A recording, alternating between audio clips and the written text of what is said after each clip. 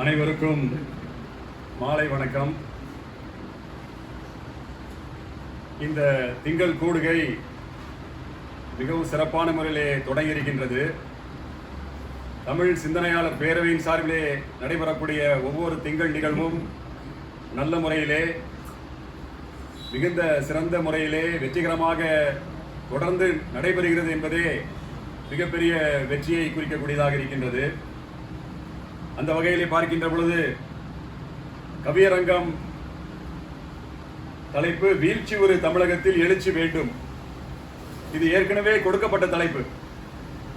தோழர் அவர்களிடத்தில் நான் பேசுகின்ற பொழுது சொன்னேன், தலைப்பை மாற்றி கொடுத்துருக்கலாமே, ஏன் ஒரே தலைப்பாக கொடுத்துட்டீங்க அப்படின்னு கேட்கும்போது, அது கொடுக்கப்பட்டது நோக்கம் சுயமரியாதை இயக்கம் 100 ஆண்டுகள் அதை ஒட்டி அதே தலைப்பு கொடுத்திருக்கிறேன் அப்படின்னு சொன்னாங்க. அற்புதமான தலைப்பு. வீழ்ச்சி ஒரு தமிழகத்தில் எழுச்சி வேண்டும் என்று சொல்கின்ற பொழுது பலவிதமான கேள்விகள் என் உள்ளத்திலே எழுகின்றது. வீழ்ச்சி ஒருனா வீழ்ச்சி எதுல இருக்கு, எந்தெந்த இடத்துல இருக்கு வீழ்ச்சி? எழுச்சி பெற வேண்டும் என்றால் எழுச்சி எந்த வகையிலே பெற வேண்டும்? மக்களிடத்திலே எழுச்சி வர வேண்டுமா, ஆட்சியாளர்களிடத்தில் எழுச்சி வர வேண்டுமா? அந்த எழுச்சி என்பது போராட்டமாக இருக்க வேண்டுமா, தன்னெழுச்சியாக இருக்க வேண்டுமா? இப்படி பல வகையாக சிந்திக்கக்கூடிய அந்த ஒரு கருத்து அந்த தலைப்பிலே அடங்கி இருக்கிறதாக நான் உணர்கிறேன். அந்த வகையிலே மிக சிறந்த தலைப்பு. யார் யார் அது கவியரங்கம் யார் யார் எப்படி எழுதணுமோ எழுதலாம். ஆனால் வீழ்ச்சி ஒரு தமிழகத்தில் எழுச்சி வேண்டும் என்று சொன்னால் இது பாசிசம் விடக்கூடாது என்று சொல்கிறோம். அது திராவிட கட்சிகளின் ஆட்சி தான் தொடர்ந்து 1967 இருந்து இருக்கின்றது. இப்பொழுதும் கொடுக்கப்படுகின்ற தலைப்பு வீழ்ச்சி ஒரு தமிழகத்தில் எழுச்சி வேண்டும் என்று சொன்னால், இந்தியாவில் ஒப்பிடுகின்ற பொழுது தமிழகத்திலே வீழ்ச்சியை காணுகிறோமா, அல்லது தமிழகத்தில் வீழ்ச்சி காணப்படுகிறது என்று சொன்னால் யாரை நாம் குறைத்து மதிப்பிடுகிறோம்? இப்படி பலவிதமான எண்ண ஓட்டங்கள் எனக்கு வருகிறது என்பதையும் சொல்லி, அதற்கு சிறப்புரையாக தமிழ் தேசிய விடுதலை இயக்கத்தினுடைய பொதுச் செயலாளர் தோழர் தியாகு ஐயா அவர்கள் அவர் பேசுகின்ற தலைப்பு சுயமரியாதை இயக்கம் ஒரு மீள்பார்வை. அற்புதமான தலைப்பு.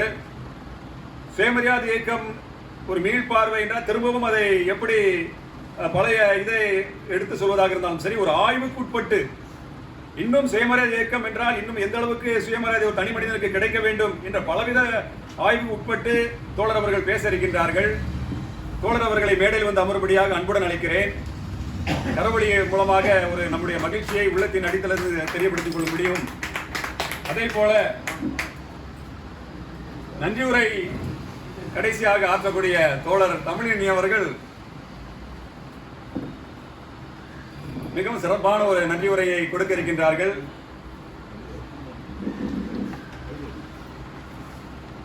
அந்த வகையிலே அதே போல நேற்றை ஒரு நிகழ்ச்சி நடைபெற்று நூல் வெளியீட்டு விழா, 2 வார்த்தை சொல்லலாம்ல, அது அது வித்தியாசமான தலைப்பு, இருண்ட பகல். நூலினுடைய தலைப்பு இருண்ட பகல். நான் கேட்டேன், என்ன இருண்ட பகல் அப்படி சொல்லும் போது, என்னுடைய உள்ளம் பகலா இருக்கு ஆனா உலகம் இருண்டு கிடக்கு அப்படின்னு. நான் என் உள்ளம் பகல் ஆனா உலகம் இருண்டு கிடக்கு அப்படின்னா, ஒவ்வொரு மனிதனுடைய உள்ளமும் பகலாக இருக்க வேண்டும். அப்பொழுது வெளிச்சம் தானாக வந்துவிடும். ஆனா அந்த புக்கில் எந்த நோக்கத்துல கொண்டு வந்திருக்க அந்த புத்தகம் படிக்கல. தலைப்பை வைத்து நான் சொல்றேன், இருண்ட பகல். அருமையான ஒரு மிகப்பெரிய கேள்விகளை, சிந்தனைகளை நமக்கு மனதிலே எழுப்பக்கூடிய ஒரு தலைப்பாக அது அமைந்திருக்கின்றது. முதல்ல ஐயா மறுபக்கம்னு ஒன்று போட்டாங்க, மறுபடியுமா மறுபக்கம், மறுபக்கம். வித்தியாசமான தலைப்பு தான் ஒவ்வொரு முறையும். ஸோ அந்த அதில் கலந்துக்க முடியல. கலந்து எவ்வளோ முயற்சி பண்ணேன், இருந்தாலும் வேற ஒரு நிகழ்ச்சி வீட்டில் இருந்ததுனால நான் அங்கே போக வேண்டியதாகி போச்சு. அது மாதிரி பிறப்புக்கும் எல்லா உயிருக்கும் சிறப்பவா செய்தொழில் வேற்றுமை யான். அந்த பிறப்புக்கும் எல்லா உயிருக்கும் என்ற அடிப்படையில் தான் தமிழ் சிந்தனையாளர் பேரவை நடைபெற்றுக் கொண்டிருக்கிறது. அந்த வகையிலே அனைவரும் சமம், பிறப்பால் அனைவரும் சமம். தமிழ்நாட்டில் மட்டுமல்ல, இந்தியாவில் மட்டுமல்ல, உலகத்தில் இருக்கக்கூடிய அனைத்து மக்களும் பிறப்பால் சமம். அப்ப இதில் தாங்கள் செய்யக்கூடிய தொழில், அதில் தனிப்பட்ட திறனை காட்டக்கூடிய, அதில் மட்டுமே தான் வேறுபாடு காணப்பட வேண்டும். அதுதான் குறளுடைய பொருள். அந்த வகையிலே அருமையான ஒரு தலைப்பை நோக்கமாக வைத்து ஒவ்வொரு திங்களிலும் நடைபெற்றுக் கொண்டிருக்கின்ற இந்த நிகழ்ச்சியை வாழ்த்தி என்னுடைய கவிதையை நான் வாசிக்கின்றேன். பின்பு 2 பேர் கொடுத்துருக்காங்க. வேறு யாராவது கவிதையை படிக்கணும் கூட நேம் கொடுத்து பேரை கொடுத்து சேர்த்து வாசிக்கலாம்.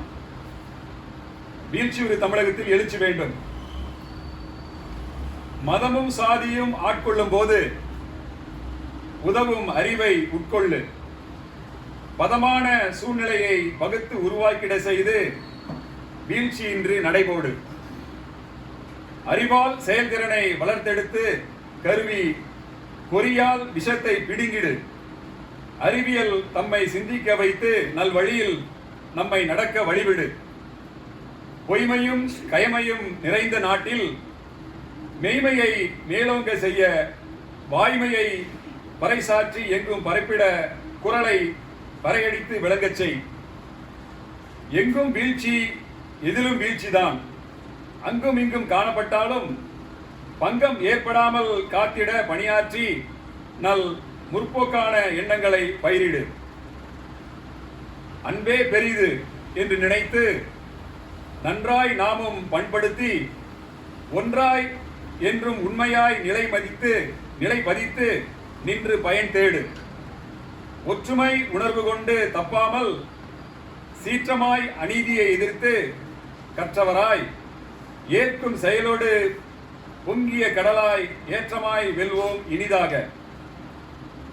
கொள்ளையும் கொலையும் தாழ்பட தவிர்த்து கொள்கை மனதுடன் கோலோச்சி உள்ளம் துல்லிய நிலையில் உழைத்திட்டால் நன்று அள்ளி செல்வோம் நாள்தோறும்.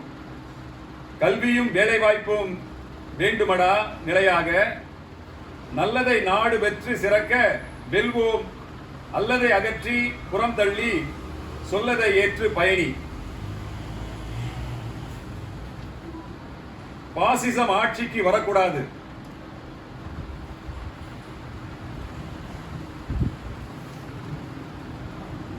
அத்துமீறி பற்களை களவாடும் அயோக்கியன் எத்துணை காரணம் புனைந்தாலும் அத்தனையும் சொத்தையாய் உருவெடுத்து அழிந்து போக எத்தனிப்போம் சேர்ந்து நாம்.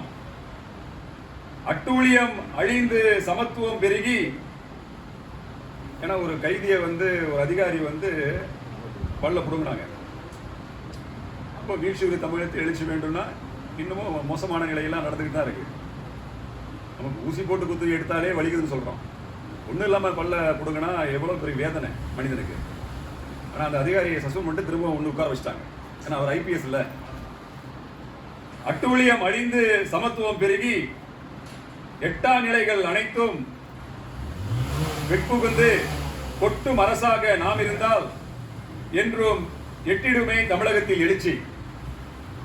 தண்ணீரில் மூழ்கி ஏற்படும் மரணம், கண்ணீரில் பரிதவித்த உறவுகள், மண்ணில் உண்மையில் காணும் மூடத்தின் உச்சம் கொண்டுணர்வில் நிலையாக நிற்குதே என்று கூறி என்னுடைய கவிதையை நிறைவு செய்கிறேன். அடுத்ததாக நிகழ்ச்சி தொடர்ந்து நடைபெற உள்ளது. அந்த வகையிலே பார்க்கின்ற பொழுது நம்முடைய கவிஞர் கொளந்தூர் கனகசுந்தரம் அவர்களை அன்புடன் அழைக்கிறேன். மிகவும் சுருக்கமான ஒரு கவிதையை தரும்படியும் அன்புடன் கேட்டுக்கொள்கிறேன்.